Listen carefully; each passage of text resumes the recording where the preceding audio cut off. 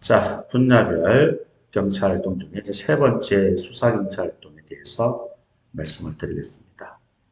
자, 수사기초이론 개념은 여러분들이 보시고요. 형사소송부 시간에도 뭐 잘 배울 테니까요.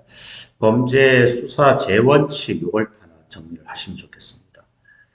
자, 재원칙은 3대 원칙이죠.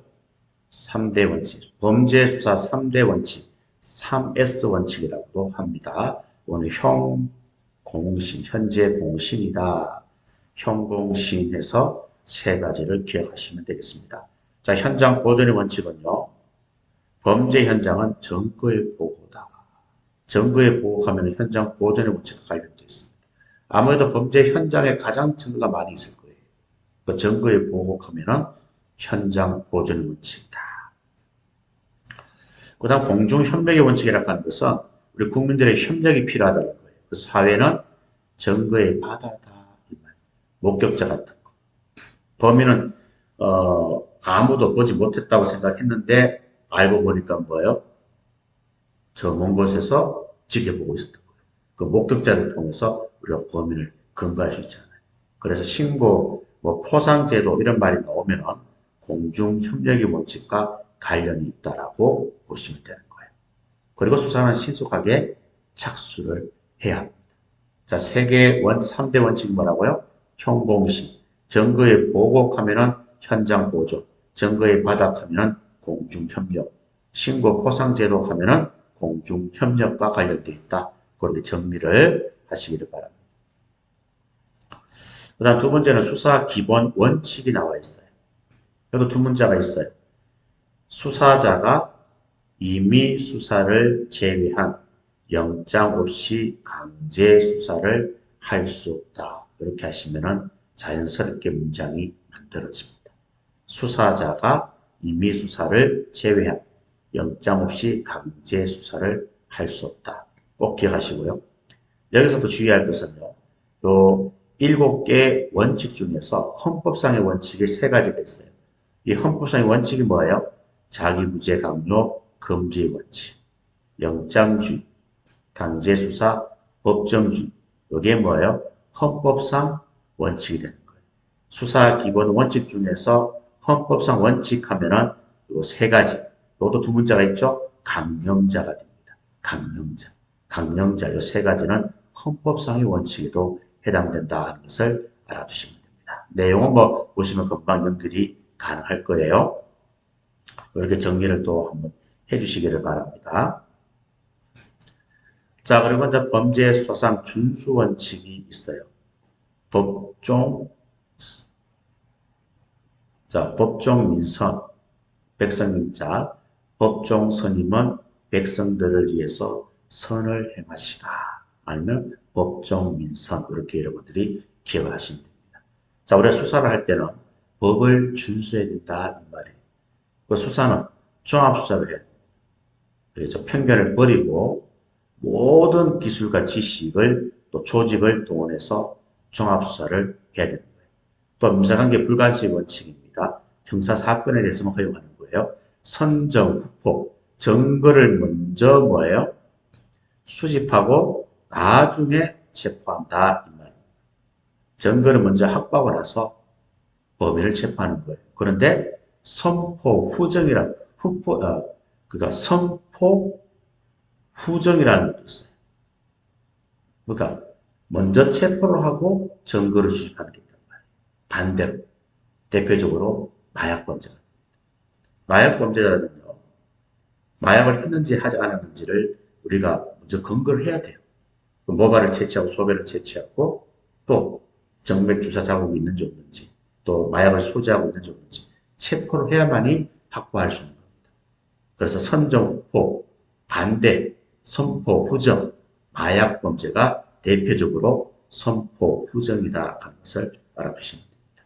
뭐 예외적으로 그렇고 대부분은 선정, 후포의 원칙이 되는 거예요. 이것도 여러분들이 알아두시길 바랍니다. 그 다음 수사 실행의 원칙이 또 우리 성지시험에서 출제가 되었죠. 이것도 두 문자가 있습니다. 완전한 감식으로 추리한 검사. 완전한 감식으로 추리한 검사 이렇게 여러분들이 암기하시면 되는 겁니다. 어렵지 않죠? 자, 그러면은 수사 자료 완전 수집 원칙이라는 말은 무슨 말이에요? 크든 적든 관련된 자료는 다 수집하라는 거예요. 완전히 수집하라는 거예요. 자, 수집을 했습니다. 수집한 자료를 어떻게 하라는 거예요? 감시, 검, 토의 원칙. 과학적인 지식과 시설 이런 것들을 활용하라 이 말입니다. 그리고 과학적인 방법을 통해서 우리가 나름대로 검토를 했어요. 그러면 그걸 가지고 뭡니까? 가상의 추측과 판단을 할 필요가 있다 이 말입니다. 추측의 대상은 당연히 누가 범인인지, 범죄 사실이 어떻게 되는지 이런 것들이 되겠죠. 추리를 하는 거예요. 자, 그리고 추리를 했으니까 이제 다시 그 추리가 맞는지 안 맞는지를 확인해야 되겠죠. 그게 바로 검증입니다. 추측한 것을 하나하나 모든 각도에서 검토하는 것. 그게 검정적 수사의 원칙이에요. 여기는 세 가지 또 순서가 있어요. 사방식입니다. 이것도 시험 나온 적이 있어요. 수사사항 결정, 수사방법 결정, 수사실행. 사방식의 순서를 기억하시면 됩니다. 그리고 이제 마지막으로 검증을 했으니까 객관적으로 증명을 해야 되는 거예요. 주관적인 판단이 그칠 것이 아니라 객관적으로 증명을 하지 않으면 안 된다는 원칙이 바로 사실판단 정리 원칙입니다. 이 다섯 가지도 우리 성질시험으로 출제가 되었으니까요. 꼭 기억을 하도록 합니다. 자, 그 다음 세 번째는 우리 3절 과학수사에 대해서 한번 체크를 할 거예요. 정리를 한번 할 건데요. 우리 범죄 감식 분류, 중요한 것만 제가 할게요. 범죄 감식 분류는 자료 감식이라는 게 있고 기술 감식이라는 게 있습니다. 이걸 두 구분만 하시면 돼요. 자료 감식은 쉬워요. 전부 다 뭐예요? 의향하는 말이 들어가요. 왜요? 앞에 있는 이 자료에 의해서 뭐 하는 겁니까? 지문 자료에 의해서 신원을 확인하는 거예요. 그러니까 자료 감식이죠. 이 자료에 의해서 신원 확인하는 겁니다. 피의자 사진에 의해서 범인을 추정하는 겁니다. 조건적 자료에 의해서 용의자를 추정하는 겁니다. 이런 것들이 전부 다 뭡니까? 자료 감식이에요. 그럼 기술 감식은 뭐냐? 기술 감식이라고 하는 것은 다 과학적인 어떤 시설, 장비, 방법을 통해서 할 수 있는 것들을 말합니다. 보세요. 지문을 채취한다. 조건적을 채취한다. 혈흔 모발을 채취한다. 이런 것들, 이걸 또 가지고 검사를 한다. 다 과학적인 어떤 시설, 장비가 있어야 가능합니다. 화재 감식이라든가 사진 촬영이라든가 거짓말 탐지기 다 과학적인 장비들이에요. 이런 것들이 있어야만이 할 수 있는 것들이 기술 감식이 되는 겁니다. 이거 구분하기 쉽죠? 그죠? 자료 감식은 무엇에 의한, 앞에 있는 자료에 의해서 우리가 맞다 감식하는 것이고, 기술 감식은 과학적인 기술을 통해서 우리가 감식하는 것을 기술 감식이다. 그렇게 구분만 해주시면 되는 거예요. 자, 그 다음에 법의학적으로 넘어갑니다. 자, 식사체 변화가 있는데요. 요 구분 정도는 여러분들이 좀 해주시면 좋겠어요. 우리 사람이 죽게 되면은 초기에 이런 변화가 일어나고 후기에 가면은 또 이런 변화가 일어난다는 거예요. 그래서 초기 사람 죽게 되면은 초기에 일어나는 것들은 체온이 떨어집니다. 사체가 건조되기 시작해요. 각막이 혼탁이 됩니다. 시체 울림이 생겨요. 시체가 굳어진다 이 말이에요. 근데 후기에 가면은요. 자가윤회가 있어요. 자가윤회는 학자마다 틀립니다. 어떤 학자는 초기로 보는 사람도 있지만 많은 학자들은 후기로 봅니다. 그 다음 부패가 일어나요. 미라가 생깁니다. 시체 밀랍이 생겨요. 백고라, 사태 침략 이런 것들이 우리가 죽게 되면 후기에서 일어나는 변화들이다라고 보시면 되는 거예요. 그럼 초기부터 먼저 보도록 하겠습니다. 첫 번째가 체온의 하강이에요. 사람이 죽게 되면 24시간만 지나게 되면요. 체온이 주위 온도와 같아지거나 오히려 낮아집니다. 24시간만 지나면. 죽으면 금방 체온이 떨어지진 않죠. 일정한 시간이 지났을 때 같아지거나 떨어지게 되는 거죠. 그리고 또 체온의 하강은요, 어떤 경우에 빨리 일어나느냐면은 습도가 낮을수록, 통풍이 좋을수록 수분이 빨리 증발됩니다. 하강 속도도 그만큼 빨라진다 하는 사실을 알아두시고요. 그리고 노인하고 청장년이 있어요. 그러니까 노인이 청장년보다 하강 속도가 빨라요. 남자가 여자보다 빨라요. 마른 사람이 비만인 사람보다 하강 속도가 빠르다 하는 것도 여러분들이 알아두시기를 바랍니다.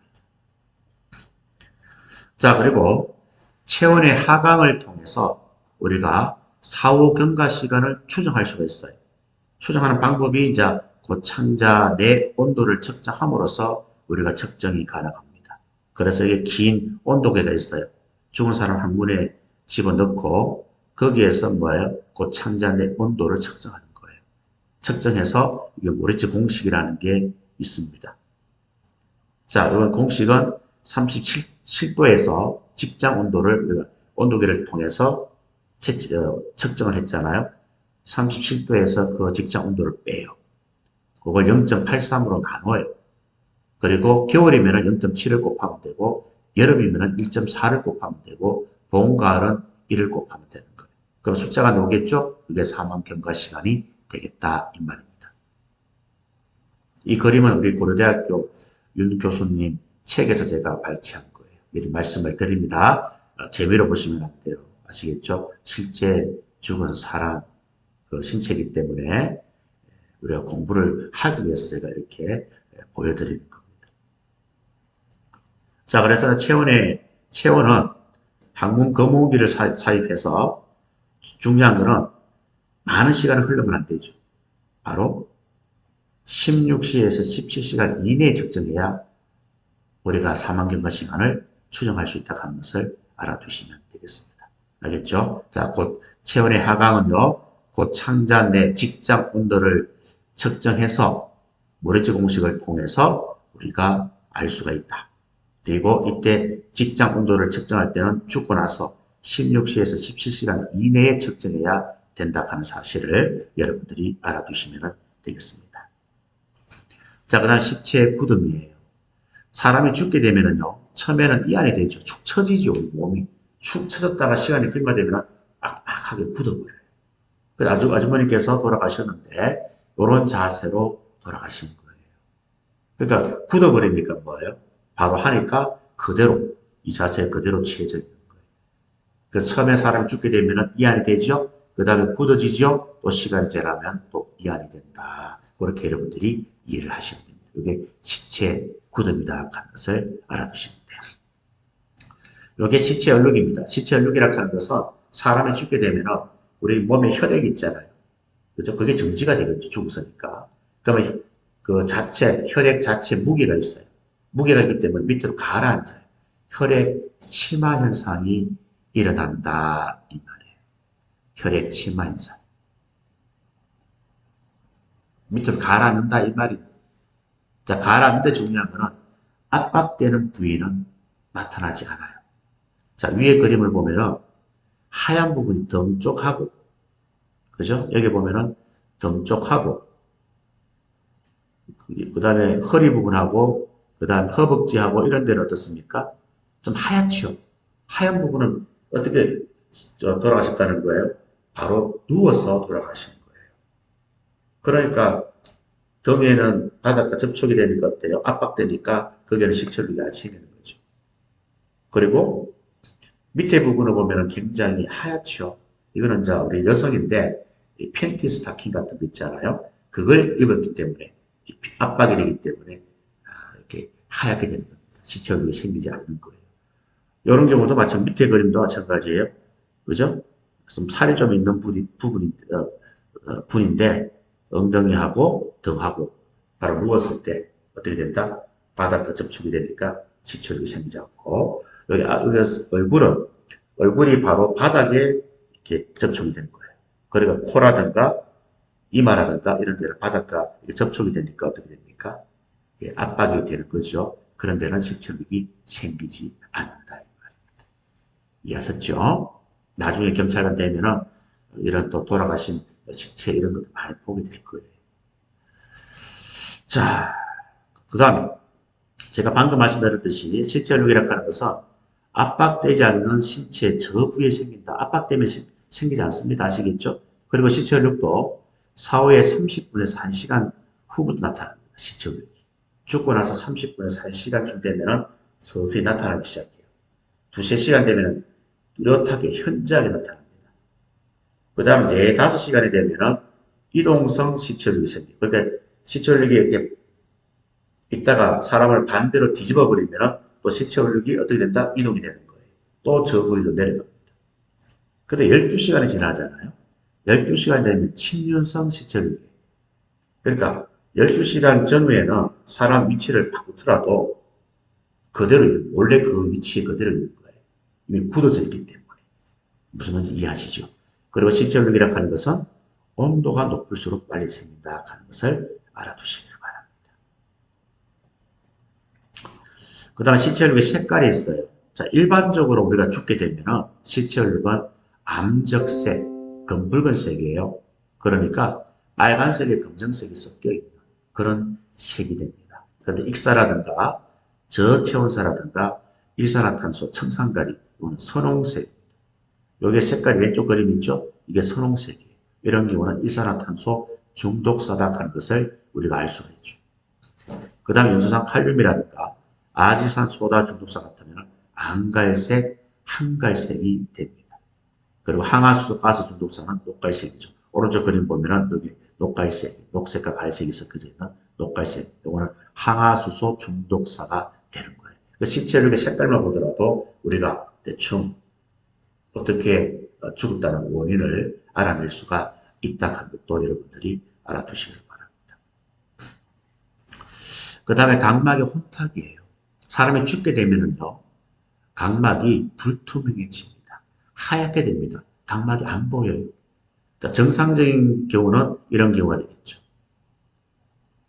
눈이 초롱초롱 하잖아요. 죽으면은 이렇게 일부가 혼탁이 되고, 시간이 더 지나게 되면은 전체가 각막이 혼탁이 되면서 눈동자가 보이지 않습니다. 그 죽은 사람 눈을 이렇게 보면은 우리가 대충 몇 시간 전에 죽었다는 것을 알 수가 있다 이 말이에요. 이해하셨죠? 자, 그 다음에 사체 후기 현상에 대해서 간단하게 또 보도록 하겠습니다. 자가유해. 이 자가유해는 사람 죽게 되면 결과적으로 세포 구성분이 분해가 됩니다. 알겠죠? 분해가 되고 더 나아가서 장기 등 조직이 분해되는 현상을 자가유해다. 그 일부 학자들은 초기 현상으로 보는 사람도 있지만 많은 학자들은 후배학자들은 후기 현상으로 보는 거예요. 그 정도만 정리하시면 되고요. 자, 그 다음 미라가 있습니다. 자, 미라라 하는 것은 고온건조 지대에서 많이 볼 수 있는 현상입니다. 중국에 있는 사막 지역이라든가 아프리카, 그죠? 또 뭐 이집트 뭐 이런 데 가면은 미라가 많이 보죠. 사람이 죽게 되면은 부패가 돼야 됩니다. 썩어야 됩니다. 근데 워낙 고온건조하다 보니까 순식간에 몸속에 있는 수분이 밖으로 빠져나가 버리는 거예요. 그러다 보니까 뼈와 가죽만 남게 되는 거죠. 그래서 미라가 된다. 그렇게 보시면 됩니다. 자, 그 다음 부패가 되겠죠. 부패가 되겠는데 사람이 죽게 되면 결과적으로 부패가 되는 게 일반적인 현상입니다. 자, 부패가 잘 되기 위해서는 일단 공기통이 좋아야 되고 온도는 20, 30도가 가장 좋고요. 습도는 60에서 66%가 가장 최적입니다.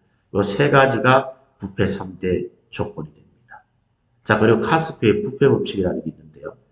공기 속에 부패가 있고 물 속에 부패가 있고 땅 속에 부패가 있다면 공기 속에 있는 시체가 가장 빨리 부패가 되는 거예요. 일주일 만에 부패가 되는 거예요. 물 속에는 2주고 공기 속에는 1주고 물 속은 2주고 땅 속에는 8주가 됩니다. 땅에 묻어둔 것이 가장 부패 속도가 늦다라고 보시면 되는 거예요. 이해하셨죠? 우리 카스퍼의 부패 법칙이다. 그렇게 보시면 되겠습니다. 자, 그 다음 사천왕 현상이라고 합니다. 이거는 사람이 죽게 되면은 사후 3일에서 5일쯤 되면은 얼굴에 눈이라든가 눈꺼풀, 입술이 막 부풀어 올라요. 이렇게 좀 이렇게 흉측하게 됩니다. 이게 사천왕 하면은 절에 가면은 동서남북을 지키는 수호신이 있어요. 이 얼굴, 수호신의 얼굴을 한번 보세요. 좀 많이 닮았죠, 그죠? 그렇기 때문에 우리가 3일에서 5일 정도 경과되면은 일어나는 이 현상을 사천왕과 얼굴과 흡사하다 해서 그렇게 이름을 붙인 겁니다. 그렇게 이해를 하시면 되겠어요. 3일에서 5일 이걸 기억을 해주시면 됩니다. 자, 시첸빌랍이라 하는 것은 자가 융해나 부패로 사체 분해가 어느 정도 진행된 거예요. 진행된 상태입니다. 그런데 완전히 부패된 것도 아니고 완전히 미라도 아닌 거예요. 알겠죠? 그렇게 보시면 돼요. 이거는 수분이 많은 땅속이라든가 뭐 지붕이라든가 그런 데서 좀 많이 일어나는 현상이다라고 이해를 하시면 되겠습니다. 자, 뼈만 남는 상태를 베꾸라. 쉽죠? 자, 그 다음 이제 4제 마약류 범죄입니다. 출제 비중이 상당히 높은 그런 내용으로 여러분들이 정리를 해 주셔야 되는 그 부분입니다. 자, 먼저 우리가 마약류 종류를 먼저 보면은 크게 세 가지가 있죠. 마약류 하면 폐지는 무시하세요. 아시겠죠? 폐지는 무시하시기 바랍니다. 아직 교재가 안 나왔기 때문에 폐지는 좀 무시하시고 교재가 원래 15일에 출간된다고 했었는데 또 출판사에서 작업하면서 여러 가지 또 일들이 많고 해서 한 22일쯤에 또 출간이 된다고 연락이 왔어요. 저도 안타깝습니다. 또 제가 직접 뭐 일하는 것이 아니기 때문에 여러분하고 이제 출판사를 통해서 받은 약속을 여러분한테 공개를 했었는데 또 출판사에서는 22일 날쯤에 출간이 될 것 같다라고 또 연락이 왔어요. 교재가 좀 늦어짐에 대해서 또 저자로서 좀 미안하게 생각합니다. 그렇지만 지금은 이론 강의이기 때문에 기존 책을 가지고 있는 사람들은 기존 책으로 하셔도 상관이 없어요. 법령이 문제가 되는 거죠. 그죠? 법령이 많이 추가되고 또 1단계, 2단계, 3단계가 많이 또 이동이 되기 때문에 법령 교재는 이제 교재가 없으면 또 따르기 힘들지만 이론은 순서가 똑같기 때문에 큰 문제는 없습니다. 자, 마약류는요. 마약류 하면은 마약, 향정신성 의약품, 대마 이 세 가지를 우리가 뭐라 그런다? 마약류라고 한다 이 말이에요. 근데 시험에 이렇게 나온 적이 있어요. 어떻게 해요? 대마는 마약에 속한다. 이렇게 너무 틀려요. 대마는 마약에 속하지 않습니다. 마약류에 속하는 거지. 이해하셨죠? 그거부터 몇 개념을 잡으세요. 자, 그 다음에 또 중요한 것은 천연마약입니다. 이것은 이제 암기를 하셔야 돼요. 밑에 보면은 암기하는 방법 다 제시가 되어 있습니다. 물론 이거 말고도 엄청나게 많은 마약류가 있어요. 그 중에 시험에 잘 노는 마약류만 제가 이게 뽑아서 여러분한테 암기를 시키는 거예요. 자, 천연마약은 재배를 해야 됩니다. 양귀비라든가 아편이라든가 코카인. 그러니까 양귀비 하는 것은 양귀비 열매를 통해서 아편이 만들어지는 거잖아요. 그럼 양귀비가 재배되지 않으면 아편도 못 만들어요. 왜? 양귀비 열매를 통해서 만들어지는 거기 때문에 그렇습니다. 그래서 양귀비, 아편, 코카인은 우리가 순수한 재배를 해야 얻을 수 있는 천연 마약이다라고 보시면 되는 거예요. 그다음 반합성은요. 천연 마약에서 추출한 겁니다. 이 천연 마약에서 추출해서 만든 마약이 바로 반합성 마약이다. 여기 어떤 것들이 있어요?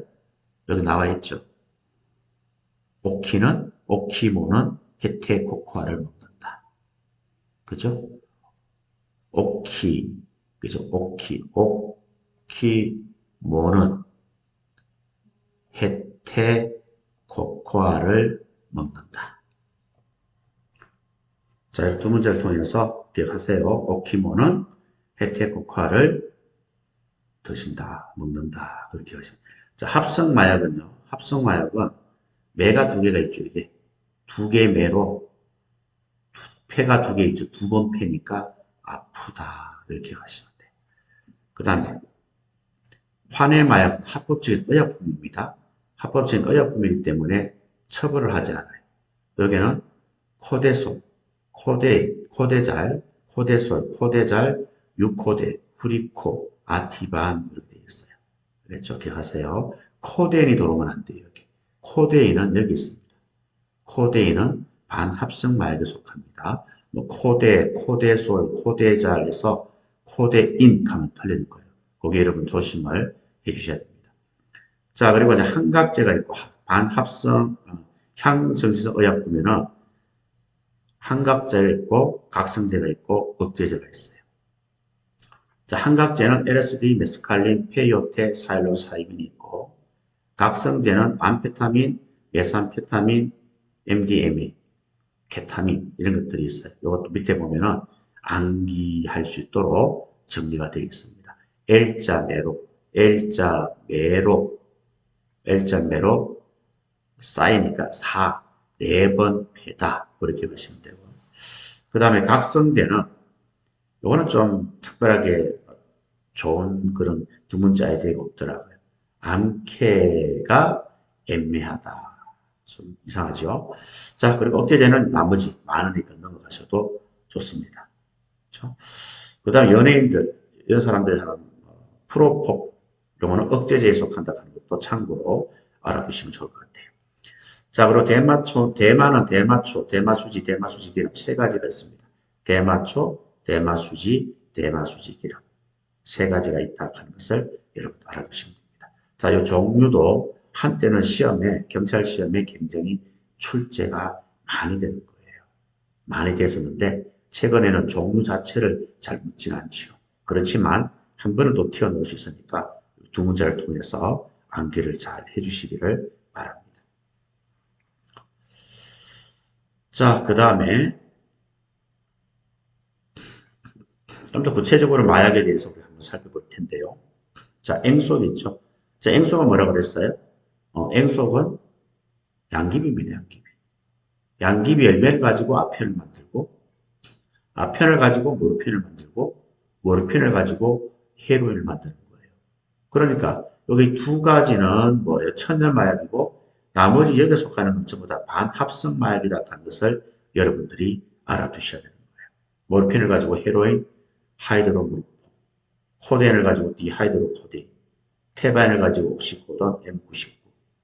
전부 다 뭡니까? 천연 마약에서, 이 천연 마약에서 추출한 마약이 되는 거예요.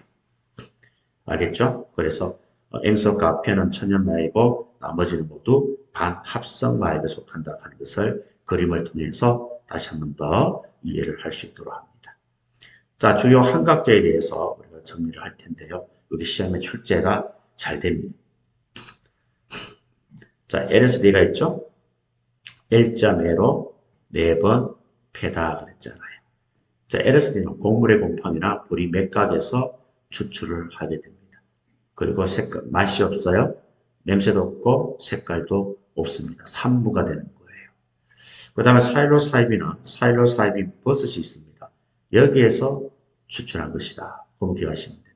메스칼린과 페이오테는 둘 다 뭐와 관련되어 있습니까? 둘 다 선인장과 관련되어 있다 하는 것을 알아두셔야 돼요. 그래서 메스칼린은 선인장인 페이오테에서 성분을 추출해서 만든 것이고 페이오테는 선인장에서 추출한 메스칼린을 합성해서 만든 것을 페이오테라고 한다. 개념을 기억해 주시면 되겠습니다. 자, LSD가 시험에 출제 비중이 제일 높아요. 알겠죠? 삼묵하는 것도 꼭 기억해 주셔야 되겠고요. 그리고 한각제 중에서 가장 강력한 성분을 가진 한각제가 바로 LSD다 하는 것을 알아두시면 되겠습니다. 자, 그 다음 물뽕. 최근에 많이 매스컴에서 나오는 마약류 중에서, 마약에서 종류 중에서 하나가 되겠죠. GHB입니다. 물뽕이라고 그래요. 성범죄용으로 많이 악용되고 있죠. 그래서 데이트 강간 약물이다라고 많이 부릅니다. 요거는 이제 색깔이 없고 냄새가 없지만 맛은 있어요.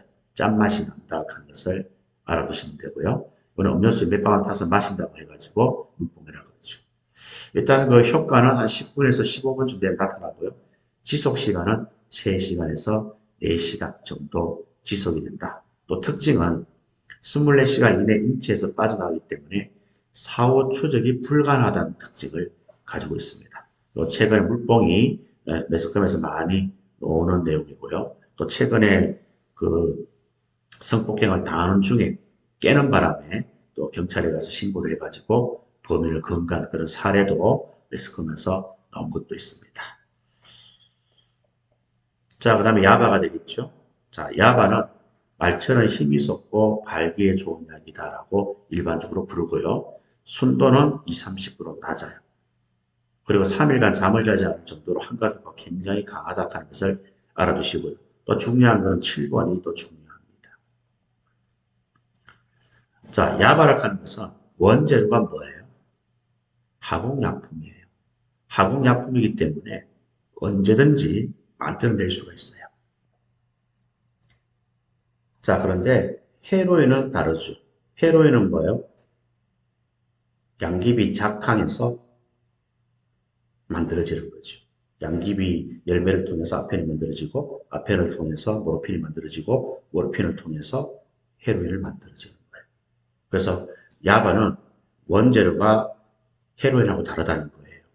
화공약품이기 때문에 안정적인 밀조가 가능하다. 언제든지 만들어낼 수가 있다. 헤로인은 언제든지 만들어낼 수가 없어요. 왜? 양귀비 열매가 열리지 않으면 만들어낼 수가 없다는 거예요. 이해하시겠죠? 그래서 안정적인 밀조가 가능하다가 맞지 어렵다고 하면은 틀리니까요. 조심을 해주셔야 됩니다. 자, 그 다음 이제 MDMA, 엑스터시라고 합니다. 자, 엑스터시는 독일에서 49년도에 식욕 감퇴제로 개발되었지 식욕 촉진제로 개발되었다라고 하면 틀립니다. 우리나라에서는 도리도리 클럽 마약, 포옹 마약 등으로 많이 부르게 되고요. 또 복용자들은 뭐 테크노, 라이브, 파티방, 주로 젊은 사람들이 많이 노는 문화입니다. 여기에서 물을 좀 자주 마시는 그런 행동을 하게 되면 우리가 의심을 할 수가 있다. 그리고 순수한 MDMA는 중독성이 없어요. 그런데 왜 처벌하느냐? 시중에 판매되는 MDMA는 다른 화학약품과 섞여 있기 때문에 중독성이 있다는 거예요. 그래서 처벌을 하게 되는 겁니다. 꼭 기억하세요. 옛날에는 뭐 MDMA는 한 3, 4만 원 정도, 전에는 12만 원 정도 했었는데 지금 한 3, 4만 원 가격이 많이 싸졌어요. 그 젊은 층에서 많이 이용하는 마약 중에 하나가 MDMA다. 그렇게 정리하시면 됩니다. 그 다음 덱스트. 자, 르미나라고 그러죠? 그죠? 르미나. 이것도 시험에 나옵니다. 진해 그 다음 이제 기침을 멈추게 하는 효과를 말합니다. 자, 진해 거담제로서 약국에서 구입이 가능하고요. 코데인 대용으로 늘 시판이 되고, 그리고 청소년 사이에 소주 등에 타서 마신다 해서 정글 주스라고 합니다. 2002년도에 아마 정글 주스라는 영화 제목도 있어요. 뭐 재미 없으니까 뭐 볼 필요는 없는데, 일단은 뭐 정글 주스, 코데인 대용으로 널리 쓰여 있다. 진해 거담제로 많이 활용된다. 그러면은 르미나다라고 여러분들이 대답을 해주시면 되겠습니다. 자, 카리소프로도 일명 S전이라고 합니다. 이거는 골격 근육을 이완시키는 효과가 있어요. 그런데 너무 많이 사용하게 되면 인사불성이라든가 혼수 쇼크라든가 호흡저하, 심지어 사망까지 이를 수 있다. 그리고 온몸이 뻣뻣해지고 뒤틀리고 혀가 고그라지는 소리까지 한다는 것도 여러분들이 알아두시면 됩니다. 자, 이런 내용들이 나오면은 S점과 관련되어 있다. 르미나와 S점은 같이 비교해서 정리를 여러분들이 잘 해주시면 되겠습니다. 자, 그 다음 이제 5절입니다. 사이버 범죄 수사가 되겠는데요. 자, 우리 컴퓨터 범죄가 실제 침해 유형에 대해서 간단하게 한번 정리를 한번 할까 합니다. 자, 우리 침해 유형은 크게 세 가지가 있다고 보시면 돼요. 첫 번째가 컴퓨터 부정 조작이 있고요. 컴퓨터 파괴 행위가 있고요. 컴퓨터 스파이 행위가 있습니다. 이 중에서 중요한 것은 부정 조작이 그래도 중요하다. 자, 부정 조작은요. 처리 결과를 변경시키거나 자료 처리에 간섭하는 행위를 말합니다. 변경, 이게 포인트예요. 여기는 유형이 네 가지가 있죠. 투입 조작, 프로그램 조작, 콘솔 조작, 산출물 조작. 투입 조작은 뭐예요? 잘못된 변경된 자료를 컴퓨터에 투입하는 거예요. 컴퓨터에 입력하는 거예요. 그러면 결과도 잘못된 결과가 오잖아요. 이게 투입 조작입니다. 투입하는 거예요. 어떤 잘못된 자료를 입력함으로써 잘못된 결과가 나오게 하는 방법이에요. 프로그램 조작은 뭡니까? 기존 프로그램을 변경시키는 거예요. 다른 새로운 프로그램으로 투입하는 거예요. 기존 프로그램을 변경시킨다 해서 프로그램 조작이라고 하는 거예요. 콘솔 조작은 기억 정보를 변경시키는 것을 말합니다. 산출물 조작은 산출 내용을 변경시키는 것을 말하는 거예요. 그러니까 전부 다 뭐가 들어가요? 다 변경이 들어가게 됩니다. 이해하시겠죠? 이게 컴퓨터 부정 조작에 해당되는 내용입니다. 자, 컴퓨터 파괴 행위는요. 컴퓨터 기능을 곤란 또는 불가능하게 만드는 행위를 말합니다. 테러다고 보시면 돼요. 그러니까 어떤 컴퓨터 자료나 프로그램을 삭제, 변경하는 것, 또 바이러스를 감염시키는 것, 또 스팸 메일을 통해서 통신 서비스를 마비시키는 것, 자료 접근을 방해하는 것, 이런 것들이 전부 다 컴퓨터 파괴 행위에 속하는 유형이다라고 여러분들이 기억을 하시면 됩니다. 자, 그 다음에 세 번째는요. 컴퓨터 스파이 행위입니다. 이거는 뭐예요? 스파이라는 의미는 잘 아시잖아요. 일단 컴퓨터에 타인의 컴퓨터에 침입을 하는 거. 그리고 그 내용을 탐지, 해석, 누설하는 거. 그래서 전산망에 들어가서 관리자의 권능을 해석한 후에 자료를 무단 열람하고 또 복사하고 또 다른 사람에게 정보를 제공하고 이런 여러 가지 경우가 바로 컴퓨터 스파이 행위 유형에 속한다고 보시면 됩니다. 그래서 최소한 컴퓨터 부정 조작 유형 4가지 요것만큼은 확실하게 정리를 여러분들이 하시는 것이 좋겠다 이 말입니다. 자, 이렇게 해서 수사 경찰도 이렇게 마무리하도록 하겠습니다. 자, 그러면 이제 교통경찰인데요. 교통경찰은 간단하기 때문에 수사경찰과 같이 연결해서 제가 하도록 하겠습니다. 자, 차량 흔적이 있어요. 노면 상처가 있고요. 자, 우리가 차량 흔적을 보게 되면 타이어 흔적이 되겠죠. 스키드 마크라고. 스키드 마크가 있어요. 스키드 마크.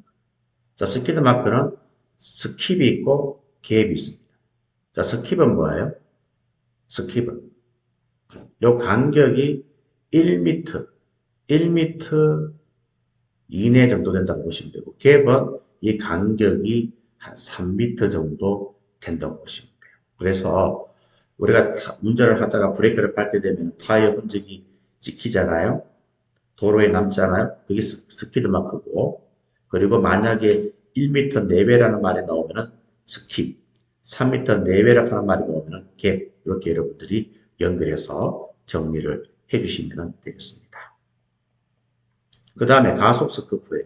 가속 스커프는 뭐예요? 여기서 차가 시작이고 이거는 중간이고 이거는 끝이에요. 여기에서 뭡니까? 가속을 하는 거예요. 페달을 밟는 거예요.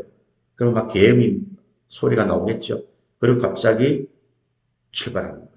그러면은 출발지에서 스핀을 한 바퀴 핑 돌면서 차가 튀어나갈 거 아닙니까? 그러면 이쪽에는 굉장히 타이어 자국이 선명하게 나타나고 가면 갈수록 연하게 나타나겠죠. 여기 가속 스커프라고 합니다. 그 다음에 요 마크는 뭡니까? 차가 회전할 때 생기는 타이어가 원심력에 의해서 회전하면 차가 회전하면 원심력에 의해서 차 타이어가 어떻게 됩니까? 옆으로 약간 밀리겠죠? 그때 생기는 타이어 흔적들을 말하는 거예요. 알겠죠? 코너링 하거나, 그죠? 회전할 때 원심력에 의해서 타이어 자국이 생기는 자국을 말합니다. 여기 요 마크라고 합니다. 자, 그 다음에 이거는 임프린트 자국이라 그래요.